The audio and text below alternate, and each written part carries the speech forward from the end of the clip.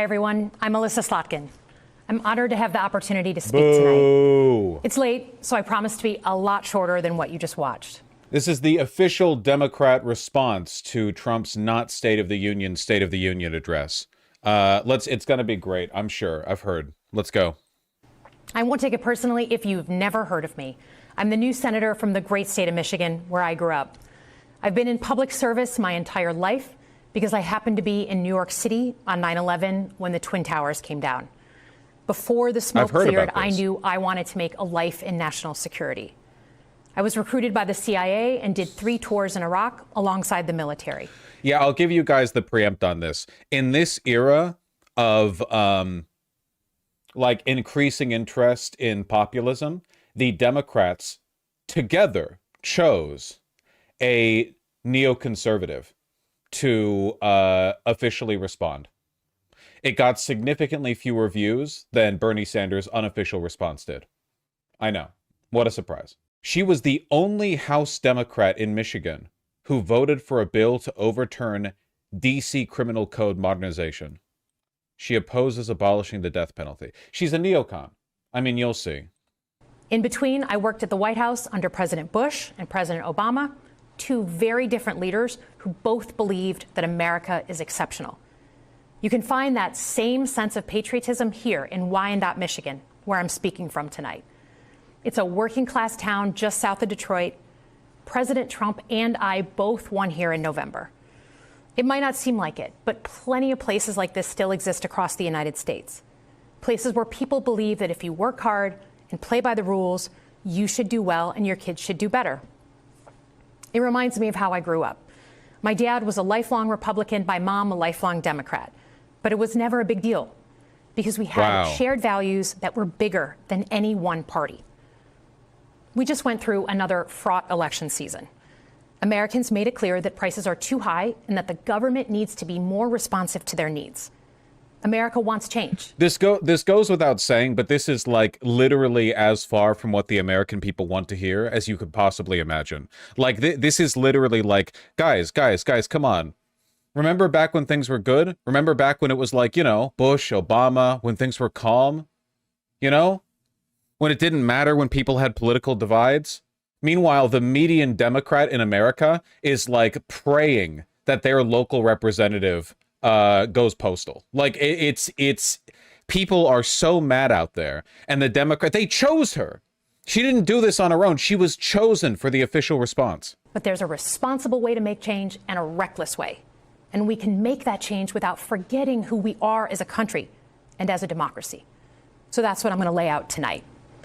Because whether you're from Wyandotte or Wichita, most Americans share 3 core beliefs. Is this trying to appeal to as many people as possible or a specific demographic? This is an effort on the part of the Democrats to do 2 things. For one, continue the insane and provably non-feasible strategy of for every, you know, working class voter we lose, we'll pick up 2 former Republicans. And, you know, for every like urban Democrat we lose, we pick up 2, you know, rural former Republicans or whatever, like whatever that quote was from Schumer. That's 1. And for 2, the Democrats do not want you to move to the left. No matter what, you cannot move to the left. Absolutely not. Under no circumstances is the party to move to the left. I no longer believe there are actually 2 parties. No, you should. Because the Democrats were a uniparty with the old Republicans. The Republicans went ahead and made a new party with the MAGA movement. So now the Democrats are like, come on, guys. Can't we go back to the old uniparty? What happened? What happened to the old uniparty, man? It was so much fun. That the middle class is the engine of our country, that strong national security protects us from harm, and that our democracy, no matter how messy, is unparalleled and worth fighting for. Let's start with the economy. Michigan literally invented the middle class, the revolutionary idea that you could work at an auto plant and afford the car you were building. That's the American dream. And in order to expand and protect the middle class, we have to do a few basic things. We need to bring down the price of things we spend the most money on: groceries, housing, healthcare. We need to make more things in America with good-paying union jobs and bring our supply chains back home from places like China. We need to give American businesses the certainty. Remember how we noted that it's a green flag when politicians use the term working class, which is a real thing, and a red flag when they say middle class, which is not a real thing? They need to invest and create the jobs of the future. And we need a tax system that's fair for people who don't happen to make $1 billion. Look, the president talked a big game on the economy, but it's always important to read the fine print. So, do his plans actually help Americans get ahead? Not even close. President Trump is trying to deliver an unprecedented giveaway to his billionaire friends. Guys, I've got a great idea for a response to Trump. What if we said, hey, listen, okay, we need to go back to a moderate technocracy where everything stays the same as it was before. Remember that system you're so dissatisfied with that you voted for a fascist twice to bring it all down? What if we didn't? Okay? What if we didn't? You know what's going to sway you from this path? You know what's going to correct course? What if I pointed out that Trump lies? I know. You probably haven't heard that before. He's on the hunt to find trillions of dollars to pass along to the wealthiest in America. And to do that, he's going to make you pay in every part of your life. Grocery and home prices are going up, not down. Sorry, I want to just like, you know, you can imagine like the victory lap music playing in your head or whatever. Just like, it is incredible how the Democrats chose this woman when she's on the wrong side of literally everything, except for abortion rights, I suppose. So that's nice. Anyway, only House Democrat in Michigan to vote for a bill to overturn D.C. criminal code modernization, opposes abolishing the death penalty, supports the CARES Act. Well, that's great. One of 2 House Democrats who voted for a Republican-backed amendment that prevented Department of Defense facilities from displaying non-official flags, including the Pride flag. A self-described Zionist condemned Rashida Tlaib for controversial statements about Palestinians, including using the phrase "from the river to the sea." She expressed support for the Israeli government actions amid international allegations of genocide in Gaza, signed a letter critiquing South Africa's genocide case against Israel, calling it grossly unfounded. One of 5 Democratic House members who voted against an amendment to prohibit support to and participation in the Saudi-led coalition's military operations against the Houthis in Yemen, main sponsor for the 2020 Iran War Powers Resolution, which sought to restrict President Donald Trump's ability to commit the U.S. to war with Iran without a congressional declaration of war. Well, that's good. That part right there is good. Assault weapons ban, da-di-da. Supports the Affordable Care Act, but of course opposes Medicare for all. Well, low bars, I suppose.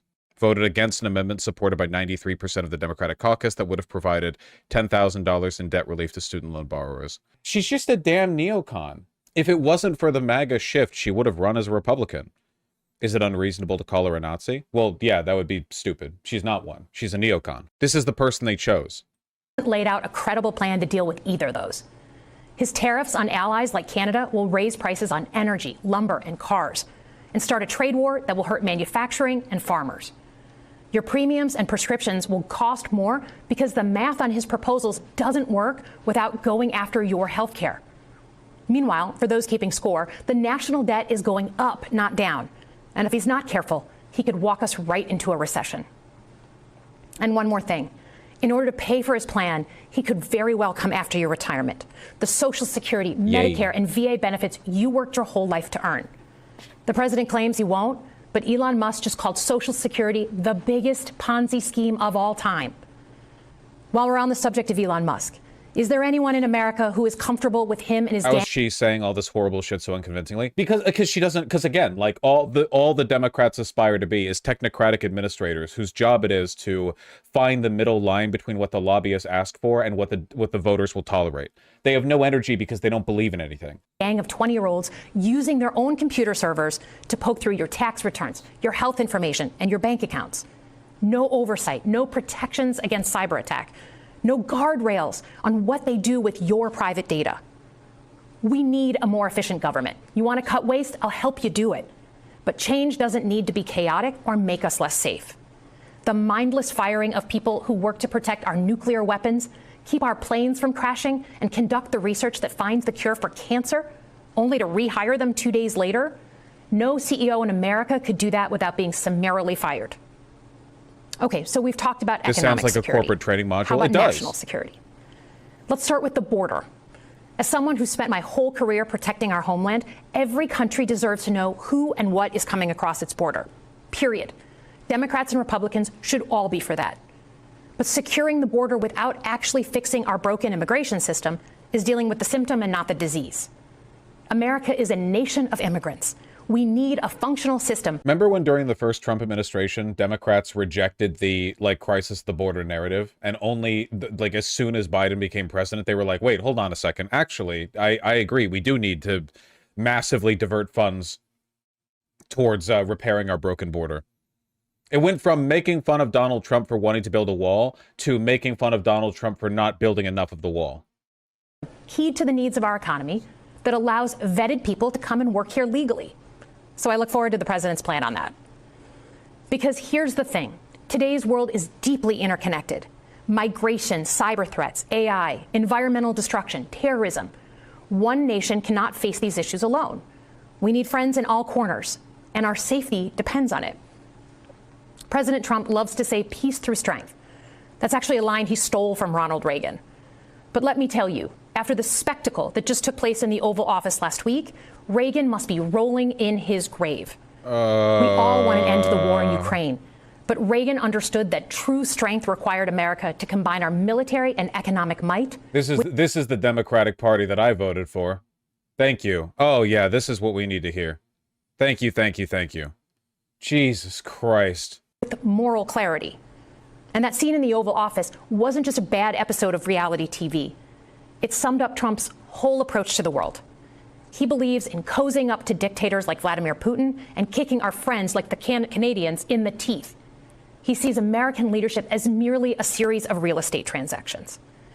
As a Cold War kid, I'm thankful it was Reagan and not Trump in office in the 1980s. Oh Trump my would have lost God, us the Cold War. You don't have to make this point. No, listen, okay? You do not, in fact, have to hand it to Ronald Reagan. You just don't have to. There's no reason to. There's no point. You choose the words that you write in the script, you know? The words aren't coming at you like hot and fast, and it's like, oh, do I defend Reagan or Hitler? Reagan or Hitler? For Reagan! And you're like choosing the least of the evils. You could just not defend either of them. You can choose to write a speech where you're not defending Reagan. Again, like this, it's indicative of what the Democrats, or how like misled they are, how ignorant they are. They believe there are Republicans today who are still like tearing up as they salute the flag and remembering the legacy of Ronald Reagan, who would hear stuff like this and be disgusted by Trump's behavior. Dude, Trump won the primary nearly a decade ago. Move on. It's gone. The neocons are gone. All the neocons are with the Democrats now. Like you, or Liz Cheney, or the Lincoln Project, or whatever there's like 5 of them, and they're with you. Donald Trump's actions suggest that in his heart, he doesn't believe we're an exceptional nation. He clearly doesn't think we should lead the world. Look, America is not perfect, but I stand with the majority of Americans who believe we are still exceptional, unparalleled. And I would rather have American leadership over Chinese or Russian leadership any day of the week. It's literally, again, like you are trying to win people over by giving them MAGA light. I know what people want.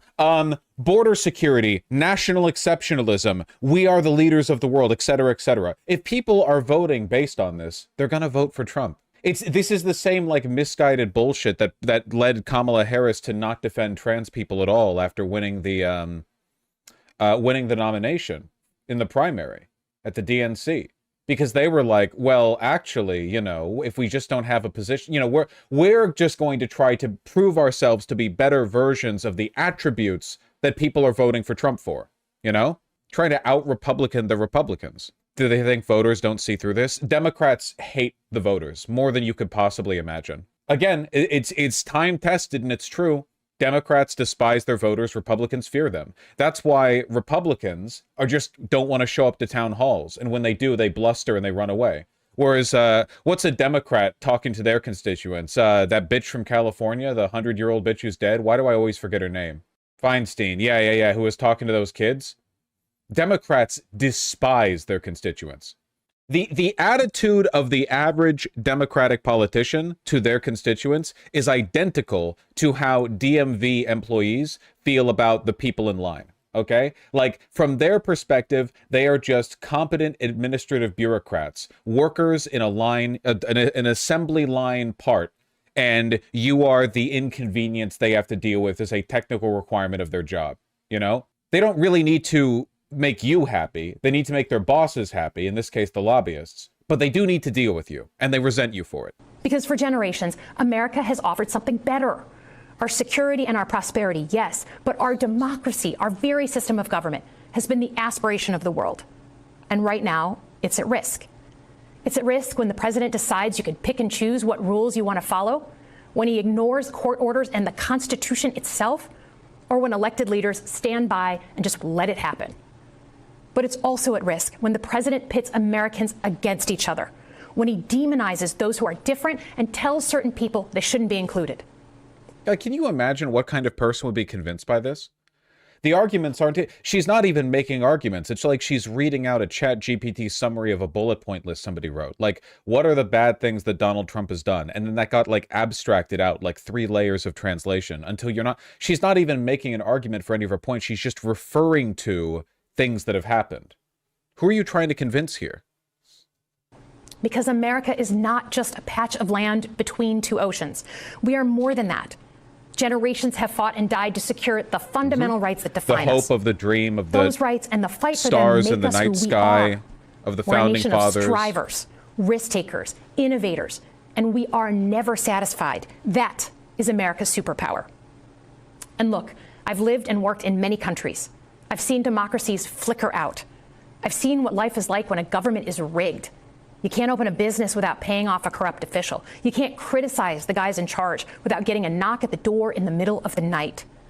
So as much as we need to make our government more responsive to our lives today, don't for one moment fool yourself that democracy isn't precious and worth saving. But how do we actually do that? I know a lot of you have been asking that question. First, don't tune out. It's easy to be exhausted, but America needs you now more than ever. This speech was actually rejected by Hakeem Jeffries for being too mean. She did this in spite of him. It's crossing out lines through this. It's too combative. If previous generations had not fought for this democracy, where would we be today? Second, hold your elected officials, including me, accountable. Watch how they're voting. Go to town halls and demand they take action. That's as American as apple pie. Third, organize. Pick just one issue you're passionate about and engage. And doom scrolling doesn't count. Join a group that cares about your issue and act. And if you can't find one, start one. Some of the most important... If Democrats really did think that democracy was under threat here, I feel like they wouldn't be acting like this, man. Like, this has the same tone as any other opposition State of the Union address. Like, I could go back to 2006, 2007, and find basically like this exact same tone. But the past year has been crazy, so I just like the Democrats have no idea what to do, you know? They also don't act in the fashion she's prescribing right now. Yeah, Democrats love to demand more of their constituents than they're willing to do themselves. It's crazy. Movements in our history have come from the bottom up. In closing, we all know that our country is going through something right now. We're not sure what the next day is going to hold, let alone the next decade. But this isn't the first time we've experienced significant and tumultuous change as a country. I'm a student of history, and we've gone through periods of political instability before. And ultimately, we've chosen to keep changing this country for the better. But every single time, we've only gotten through those moments because of 2 things. Wow, she's terrible. Yeah, I'm mostly critiquing like the strategy of the speech, but on top of the strategy, it's also just she's completely uncharismatic and unlikable in her presentation. Like it's multi-layered, but I haven't really talked as much about that because it's not as interesting for me to just say like, wow, isn't she super uncharismatic? I'm a student of history. What the f*** are you talking about, lady? Engage citizens and principled leaders. Engage citizens who do a little bit more than they're used to doing to fight for the things that they care about, and principled leaders who are ready to receive the ball and do something about it. So thank you tonight for caring about your country. Why isn't she being specific about examples? Because I think like we're basically seeing the political equivalent of when like the difference between a leader who cares and a leader who doesn't, right? Like you have like a corporate boardroom speech or whatever, or your manager is talking to the workers in your branch, and they're like, you can tell the difference between a person who administrates versus a person who leads. You can tell the difference between a person who cares versus a person who doesn't. And everything the Democrats do and say is dripping with this, like, I have read a corporate pamphlet on what the bare minimum looks like, and I will regurgitate it in bullet point form. you know? You won't get any passion. No emotion is on the table here, okay? This is going to be completely void of any emotional investment. We are literally just talking about, like, reading the script. And the script is going to be as tone deaf as possible. Just by watching, you qualify as engaged citizens. And I promise that I and my fellow Democrats will do everything in our power to be the principled leaders that you deserve. Oh, yeah. Thanks for watching. That's great. Shut up. She's a breath of fresh air. Yeah, what? I'm not looking at the YouTube comments. I'm not looking at the YouTube comments. I don't wanna. I don't want to. Lib comments. Yeah, I saw this tweet, which is what I was fishing for. Y'all praising this performative stupidity is the reason they're comfortable with refusing to do anything that actually matters. Yeah, it does fill me with like a deep despair whenever I think this is an older photo, right? This isn't from the no, this is a new one. I didn't see Rashida Tlaib holding this up during the thing. Maybe it was just during like a specific... Okay, yeah. Didn't remember her holding it up. It's like... It fills me with a really deep despair when I see people praising Democrats for doing the bare minimum. Have you seen that lady who held up the sign, the "This is not normal" sign, next to Trump for like 2 seconds before it got knocked down?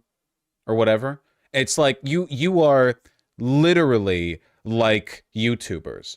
You are doing nothing. You're just trying to farm a few donos out of it. Like, it's pathetic.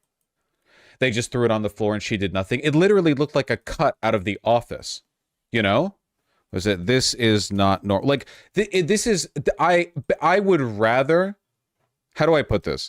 I would rather you just be Hitler than do shit like this. I would rather you just join the Republicans. I am more angry at you than I am at him in this video. If you seriously believe that this is like the Republic is dying and this is how you respond to it, like you're trying to get little cuts in on the camera frame here, this is not normal. Like a TV show cutaway. What are you talking about? It's so embarrassing. It's so embarrassing. It does hurt us, by the way. My issue with this is not just that it's embarrassing, though it is. The embarrassment hurts us. But it's not just that.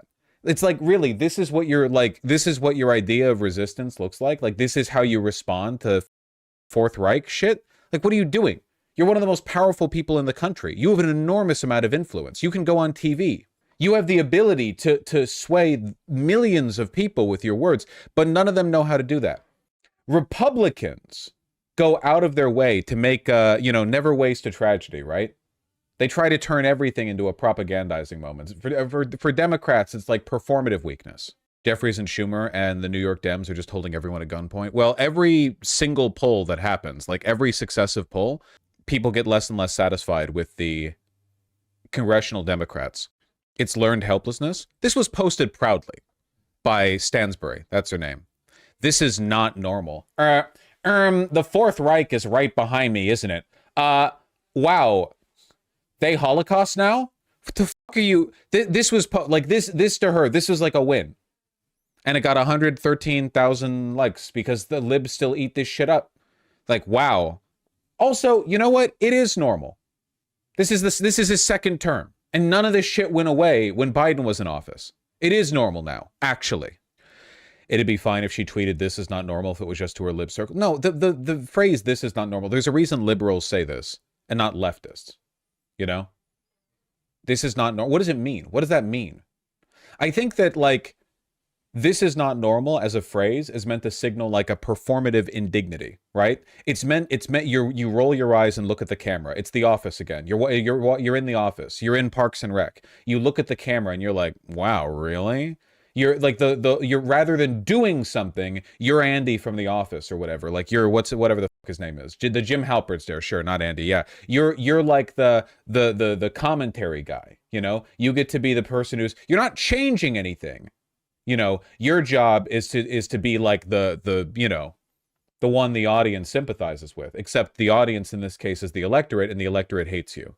To be fair, it's kind of baffling how pathetic Dems are to even Canadian Liberal Party politicians. Trudeau is a lib, but he mocks these people. In some cases, I'm not going to defend Trudeau. I think it's mostly just that, like, American Democrats have capitulated so hard towards their donor class, who have also completely abandoned them, that they have, like, they're paralyzed. They have no idea what to do. Al Green is the only one who had some goddamn sauce.